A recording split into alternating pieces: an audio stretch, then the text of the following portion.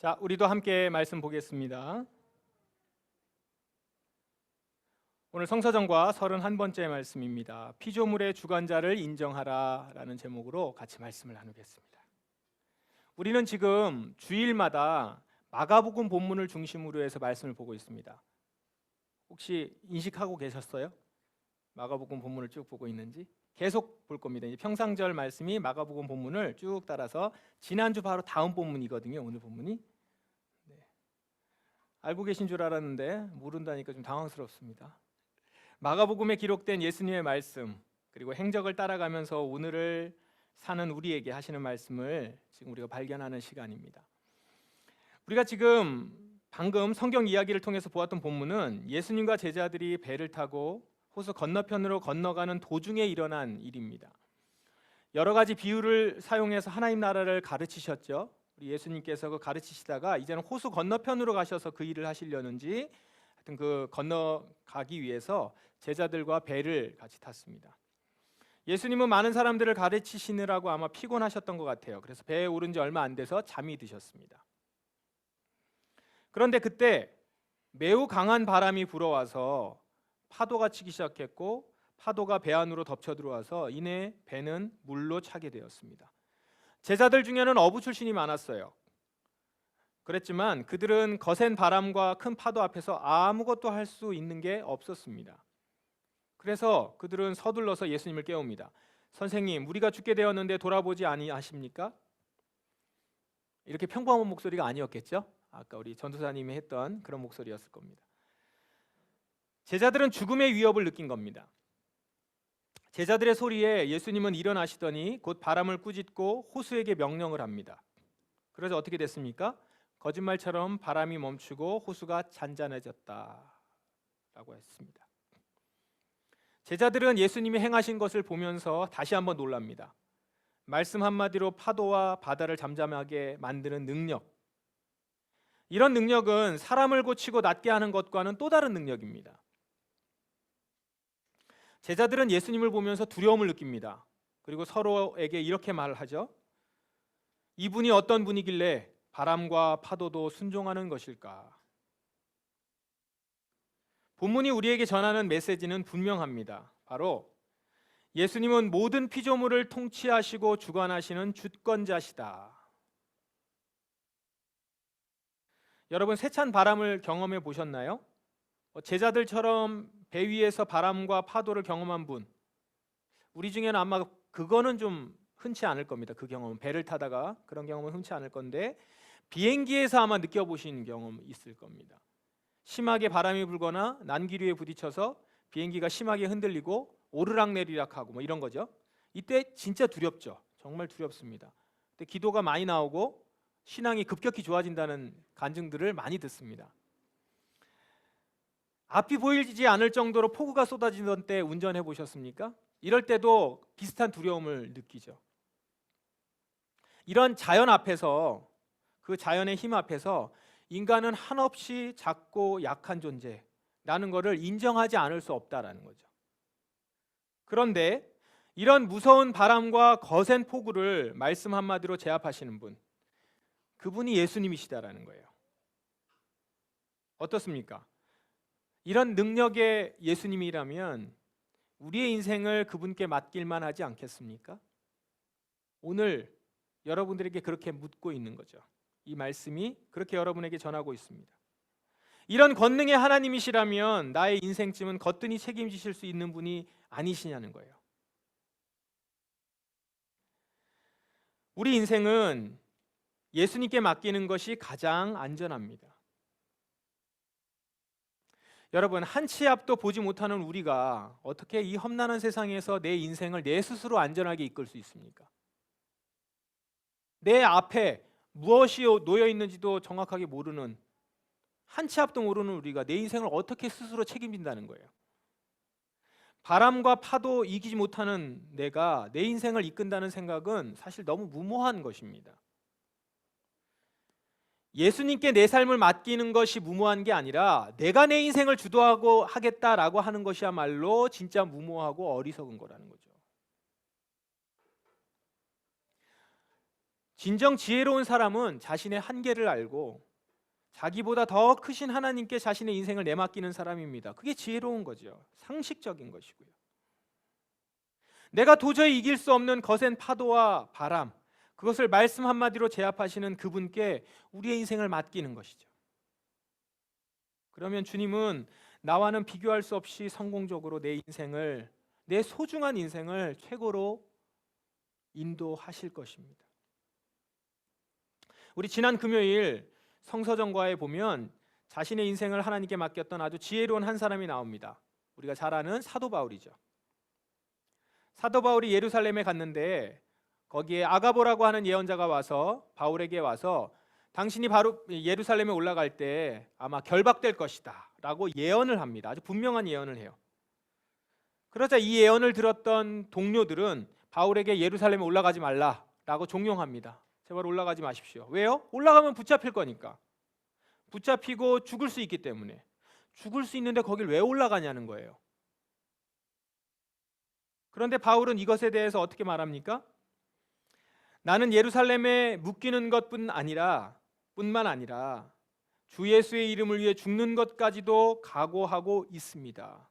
잡힐 것 모르는 게 아니에요. 알고 있었어요. 예상합니다. 바울은 이미 예상했어요. 그렇지만 예루살렘에 올라가겠다는 거죠.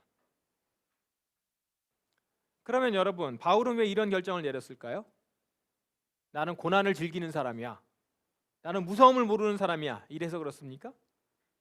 아니면 고난받는 길이 더 고차원적인 길이야. 이래서 가는 걸까요? 바울은 자기 인생에 대한 하나님의 주권을 온전히 믿었던 사람이에요. 하나님의 주권을 믿었던 거예요. 하나님의 주권, 나에 대한 하나님의 주권. 바울은 하나님이 그 누구보다도 나의 인생을 최고로 인도하실 것이라고 하는 확신이 있었습니다. 설령 지금 내가 붙잡히고 죽는다 하더라도 그것이 하나님의 주권 가운데 있는 것이라면 그 죽음은 피해야 할 것이 아니라 기꺼이 받을 만한 것이다 라고 생각했다는 것이죠. 왜요? 바울은 자신의 인생을 최고로 인도하시는 능력의 하나님을 신뢰했기 때문에 그렇죠. 하나님이 자신에게 주시는 모든 것은 그게 형통한 것이든 고난인 것이든 다 유익하다는 걸 알았습니다. 비록 고난과 죽음은 반갑지 않아요. 피하고 싶은 것입니다. 어느 누구도 그건 좋아할 수가 없어요. 그걸 좋아하면 그건 이상한 겁니다. 그러나 피하고 싶지만 바울은 하나님이 주시는 고난이라면, 허락하시는 고난이라면 분명 그 고난 뒤에 놀라운 보화가 숨겨져 있음을 알고 있었던 거죠. 그래서 참는 것입니다. 그래서 인내하는 것입니다. 나를 포함한 모든 피조물의 생사화복을 주관하시는 권능의 하나님, 바울은 자신이 그 하나님 아래 살면서 그 하나님 아래 살 때 가장 안전하다는 것을 확신했던 겁니다. 자, 그럼 이제 여러분에게 물어야죠. 여러분 어떻습니까? 바울과 같은 입장에 섰을 때 우리는 어떻게 반응하겠습니까?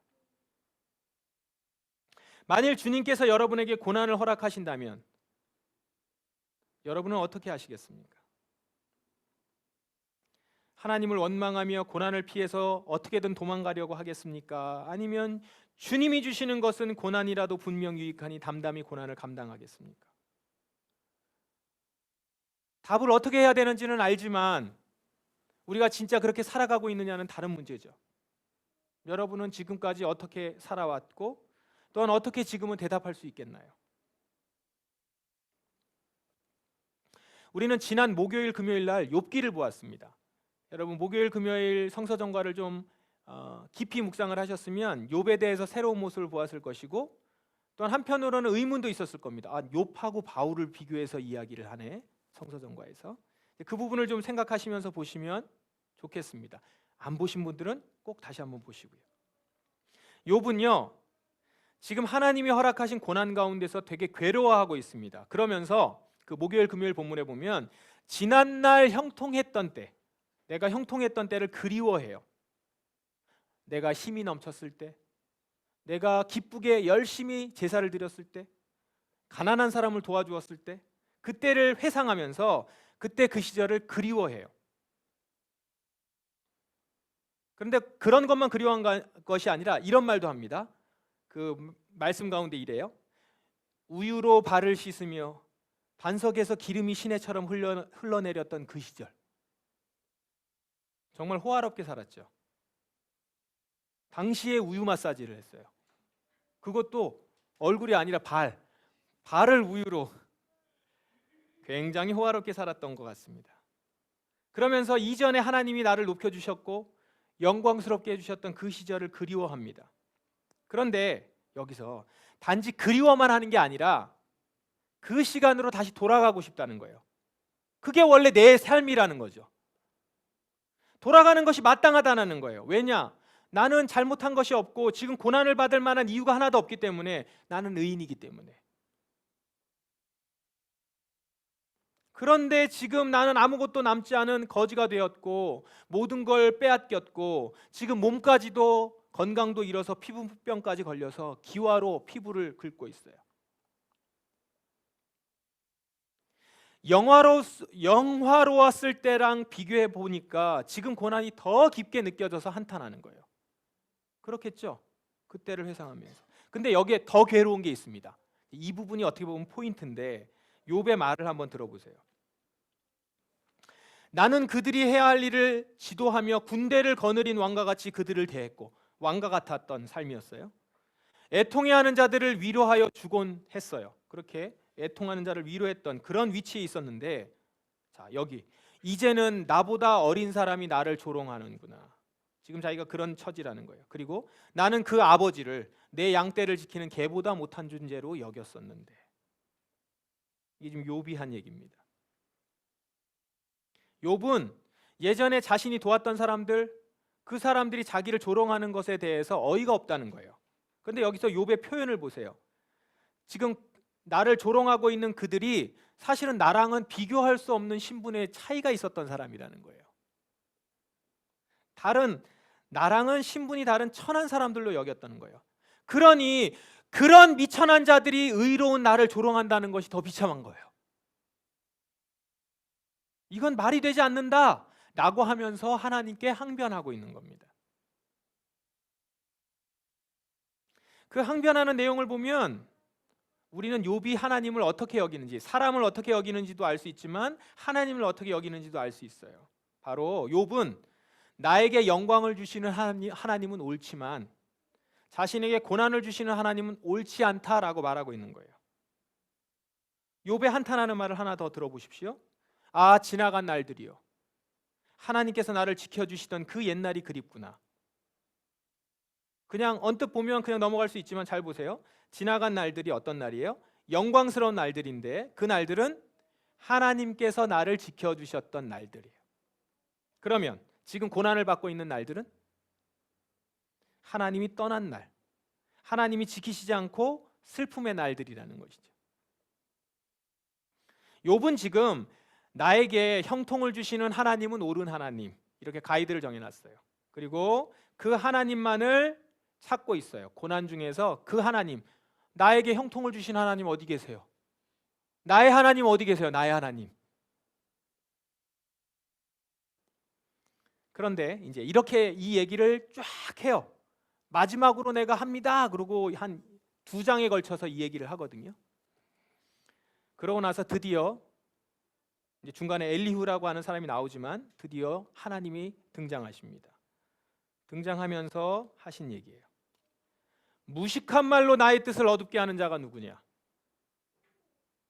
예상 외의 반응입니다. 오늘 하나님. 욥기에 보면 우리가 예상외의 욥의 모습과 예상 외의 하나님의 모습을 볼 수 있어요. 내가 땅의 기초를 세울 때 너는 도대체 어디에 있었느냐? 내가 그렇게 많이 알거든 대답하라. 땅의 기초를 무엇으로 단단히 고정시켰는지, 그 모퉁이 돌을 누가 놓았는지 아느냐? 욥의 말을 지금 뭐라고 얘기하는 거죠? 무식한 말. 어디서 무식한 말을 하느냐? 알지 못하는 자가 무식한 말로 하나님의 뜻을 어둡게 한다는 거예요. 땅의 기초를 세울 때, 즉 이 세상이 창조될 때 너는 어디 있었느냐? 뭘 묻는 거냐면 네가 그때 존재하기는 했느냐? 창조가 뭔지 알아? 내가 어떤 식으로 창조했는지를 너가 아느냐? 네가 그렇게 많이 알거든 대답해라. 네가 창조주냐? 내가 세상 주관자냐? 그런 능력이, 그런 자격이 내게 있느냐? 이러면서 지금 이게 욥기 38장이거든요. 41장까지 4장에 걸쳐서 이렇게 질문들이 계속 나옵니다. 하나님이 욥을 무섭게 몰아치세요. 하나님이 지금 욥에게 하시는 말씀은 단지 피조물에 불과한 내가 어떻게 창조주인 나에 대해서 옳다 옳지 않다 판단할 수 있느냐는 거예요. 네가 세상의 모든 것을 만들고 원리를 조성하고 옳고 그름을 정했다면 자격이 있겠다. 그런데 그런 자격이 너에게 있느냐? 그런 자격이 없는데 어떻게 너는 나에게 정의, 옳고 그름을 말할 수 있느냐? 욥은 하나님의 질문에 아무 말도 할 수 없었습니다. 자기 자신이 누군지 현실을 자각하기 시작했어요. 그분이 나에게 어떤 능력이 있는지 물으시는 것에 대해서 아무 말도 할 수 없었던 거예요. 마치 거친 파도와 바다가 휘몰아칠 때 어부였던 걸 자랑할 수 있었던 제자들이 아무것도 할 수 없었던 것과 마찬가지죠.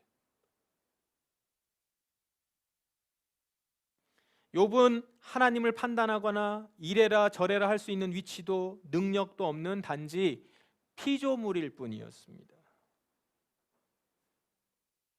그러니 현실을 진짜 자각한 욥으로서는 그 앞에서 잠잠할 수밖에 없는 거죠. 그래서 욥은 하나님 앞에서 더 이상 어떤 주장도 하지 않아요. 할 수 없죠. 단지 이렇게 고백을 마무리로 합니다. 주께서는 무슨 일이든 하실 수 있기 때문에 아무도 주님의 뜻을 방해할 수 없는 줄 압니다. 무식한 말로 내 뜻을 가리는 자 누구냐라고 물으셨죠. 정말 저는 알지도 못하면서 말하였고 깨닫지 못하는 일들을 아는 채 하였습니다. 자신의 존재를 분명히 알게 된 거죠. 그리고 이렇게 얘기합니다. 주님에 대하여 귀로만 듣기만 했는데 이제 저는 주를 눈으로 직접 보았습니다. 창조주 하나님, 주권자 하나님을 진정 보기 시작했다는 거예요. 자신이 어떤 존재인지 분명히 봤다는 겁니다. 하나님을 봤다는 건 내가 어떤 존재인지를 봤다는 거예요. 나는 하나님의 주권하에 놓여 있는 피조물이고 그저 그 손 안에 있는 자임을 고백한 것입니다. 하나님께서는 다시 욥을 높여주셨어요. 그렇죠? 재산과 건강과 권위를 다 회복시켜 주셨습니다. 그러나 이제 욥은 이전에 자기가 영광스러웠을 때, 그때 그리워했을 때 그 모습, 그것과는 다른 모습일 거예요.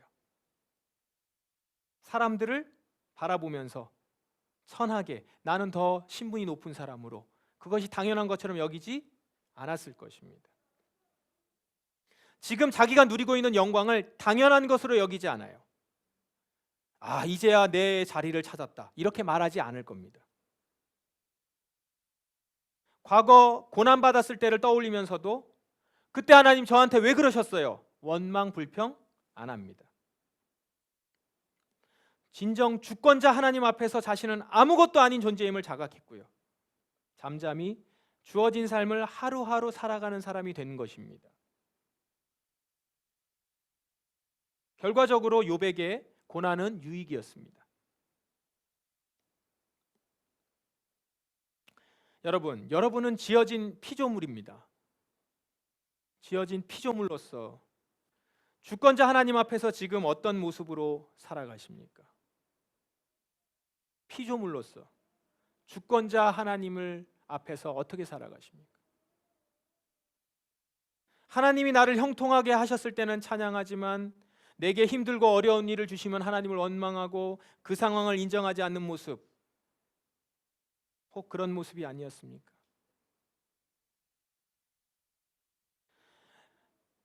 우리 삶에서 그 바탕에 근본적으로 인식하고 있어야 하는 것은 우리는 피조물이라는 것이죠.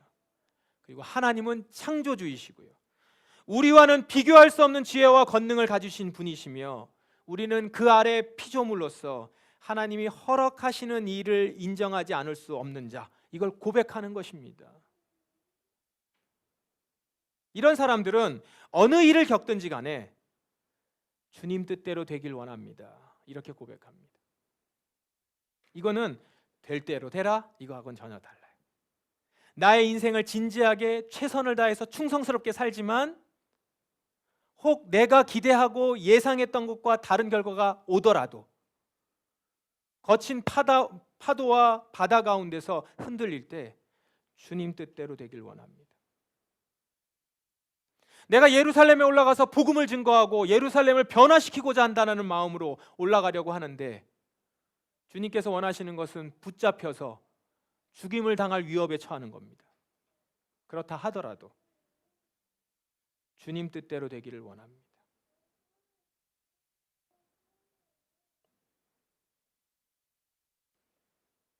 그러므로 여러분의 인생을 최고의 선장 되신 예수님께 맡기십시오. 그것이 여러분의 인생을 가장 성공적으로 이끄는 길입니다. 심지어 하나님이 주시는 것은 고난일지라도 그래서 유익합니다. 내 삶을 돌아보십시오. 내 스스로 이끌어 가려고 했던 때 어땠는지, 그리고 반대로 하나님께 맡길 수밖에 없는 상황이 또 우리한테 도래하잖아요. 내가 어찌할 수 없어요. 내 삶에서 일어나고 있는 일들을 어떻게 바꿀 수 있고 어떻게 그걸 돌려놓을 수 있습니까?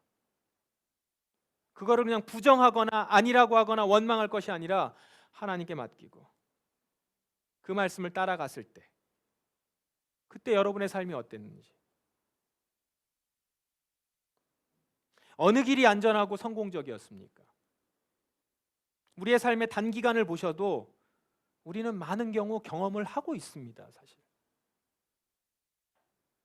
우리의 삶을 정직하게 돌아보면 예수님을 주권자로 인정하고 주어진 삶을 충성스럽게 살아갈 때 우리의 삶은 가장 온전하고 성공적이었음을 고백하지 않을 수 없습니다. 그때 심지어 내게 닥친 아픔과 고난까지도 유익하다 깨닫게 됐죠.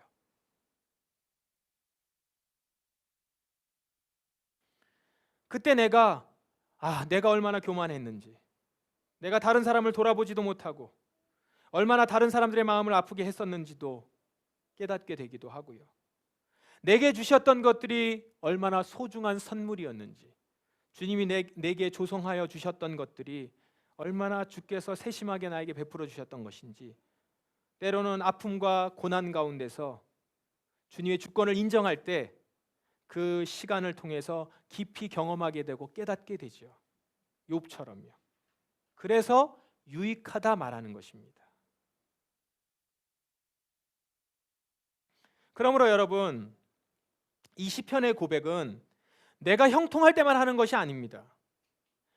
나의 모든 삶이 주님의 주권 아래에 있는 사람이 드리는 고백인 거예요. 형통할 때도 고난이 있을 때도 나는 주님의 손 안에 있는 자임을 인정할 때 심지어 죽음도 내게 유익하다라는 걸 진짜 느끼고 고백하게 되는 것입니다.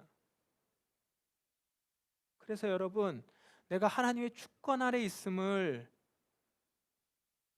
다시 한번 인식하며 한번 이 고백을 한번 같이 하십시다. 함께 읽어봅시다. 여호와께 감사하십시오. 그분은 선하시며 그분의 사랑은 영원하십니다. 다시 한번 합시다. 여호와께 감사하십시오. 그분은 선하시며 그분의 사랑은 영원하십니다. 그분은 선하시며 그분의 사랑은 영원하십니다. 예수님을 주권자로 인정하십시오. 그리고 그분이 나를 사랑하시고 나를 가장 좋은 길로 인도하심을 신뢰하고 믿고 그분이 하시는 일을 온전히 받아들이는 우리가 되기를 바랍니다. 그때 고난까지도 내게 유익한 것이었음을 진심으로 알게 될 것입니다. 우리와는 비교할 수 없는 그분의 전능하심과 그분의 사랑과 그분의 주권을 우리가 오늘 인정하며 피조물로서 주님의 뜻을 따르며 살아가는 여러분 되시기를 주의 이름으로 축원합니다. 우리 함께 찬양하시겠습니다. 우리 내 안에 사는 이 예수 그리스도니 나의 죽음도 유익함이라, 이 고백을 하면서 내가 주님의 주권 아래 있으며 주님의 손 안에 있으며 주님이 나의 왕이시기 때문에 나는 기뻐합니다. 나는 그 안에서 감사합니다. 그분의 선하심과 그분의 사랑이 영원하심을 고백합니다. 이렇게 우리가 이 시간 이 찬양을 통해서 고백하며 우리의 삶이 주님께 속해 있음을 다시 한번 깨닫는 시간 되기를 원합니다. 찬양하십시다.